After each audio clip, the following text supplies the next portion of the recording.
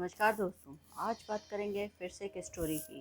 देखते हैं क्या लाइफ में आपके कुछ चेंज आता है, तो सोचने का नज़रिया बनता है, कुछ थॉटफुल चीज़ है, कहीं ना कहीं इंस्पायर करने के लिए है, कुछ खुद भी सीखने के लिए, कुछ दूसरों को सिखाने के लिए।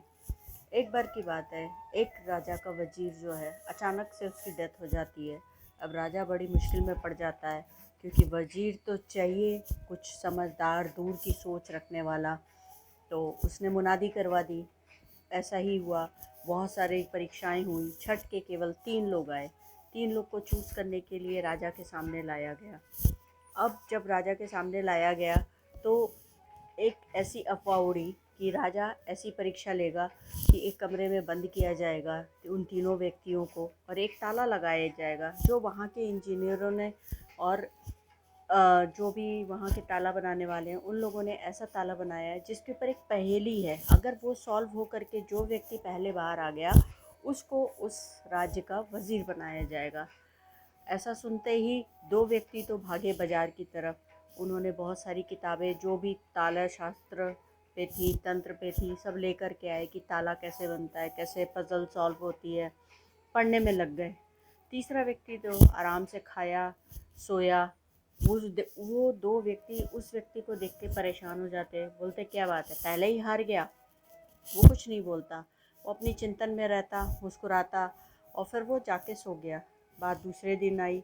बात जो एक गलतफहमी की उड़ी थी लेकिन वो सच थी। वैसा ही ताला रूम पे लगाया गया और बोला गया कि जो भी पहले आएगा बाहर सुबह तक उसको ये वज़ीर की उपाधि दे दी जाएगी।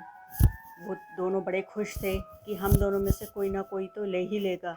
उन्होंने अपनी साठ गांठ भी बना ली, चीज़ें बात हो गई, किताब पढ़ने में लग गए। ताला लगा दिया गया था, वो दोनों रूम में अंदर थे, और जैसे ही वो किताब पढ़ने में लग गए कि क्या है, फिर उस व्यक्ति को देखा, वो लेटने चला गया। उसने बोले कि तू तो हार ही गया है, तू कुछ नहीं करने वाला, हम ही वज़ीर बनेंगे, ऐसा बोल के उसका मजाक उड़ाने लगे। तब भी उसने कुछ नहीं बोला, वो मुस्कुराता रहा, बोला कोई बात नहीं, तुम पढ़ लो। वो पढ़ते रहे। वो न जाने वो व्यक्ति कब उठा और ताला खोल के बाहर निकल गया। फिर राजा के पास चला गया। जब राजा के साथ वो वापस कमरे में लौटा तब उन दोनों व्यक्तियों को एहसास हुआ वो तो अपनी किताबों में ही जूझे हुए थे पहेली सॉल्व करने के लिए। तो फिर जब राजा ने कहा कि बंद करो, ये हमारा वज़ीर है, ये पहले आ चुका है, उनको बड़ा आश्चर्य हुआ कि कैसे पॉसिबल है, ये तो कुछ भी नहीं कर रहा था। बोले अच्छा ठीक है भाई, ये तो बता दे कि किया क्या। बोले तुम सब सिर्फ इसमें ही उलझने में लगे रहे कि ये शास्त्र है, ये कैसे खुलेगा, क्या होगा। अरे देख तो लेते ताला लगा भी था कि नहीं। राजा ने तो यूं ही ताला लटकाया था। चीज़ें पहले देखनी थी कि क्या प्रॉब्लम है, फिर हम उसके सोल्यूशन पे जाते। तुम तो बिना प्रॉब्लम को समझे पहले सोल्यूशन पे ही लग गए, ना तुमने पहेली देखी ना चीज़ें देखी, और तुम पढ़ने में लग गए, तुमने टाइम गंवाया। मैंने उन सारी चीज़ों को देखा और मैं आराम से सोया, और उसके बाद जाके मैंने खोल लिया। तो राजा ने बोला सिर्फ ऐसी ही सोच की ज़रूरत थी, वही वज़ीर बन सकता है। तो दोस्तों, इस कहानी का जो मतलब है वो सिंपल सा इतना सा मतलब है कि कभी कभी हमारी लाइफ में इतनी बड़ी प्रॉब्लम नहीं होती जितना हम सोच लेते हैं, क्योंकि हर प्रॉब्लम का सलूशन कुछ ना कुछ होता है। हम किस वे से किस प्रॉब्लम को सॉल्व कर पाते हैं, कैसे ले पाते हैं, ये हमारे सोचने पे डिपेंड करता है। जब हम पीसफुली किसी प्रॉब्लम पे फोकस करते हुए उसके सॉल्यूशन पे जाते हैं तो 100% हमें वो रिज़ल्ट मिलता है जो हम चाहते हैं, और विद इन टाइम भी मिलता है।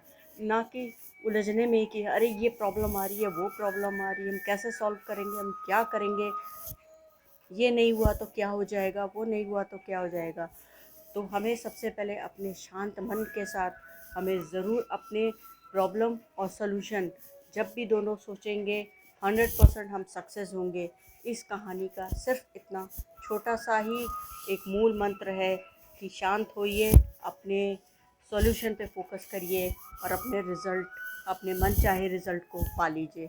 आज के लिए इतना ही, कल फिर मिलता है। Thank you so much.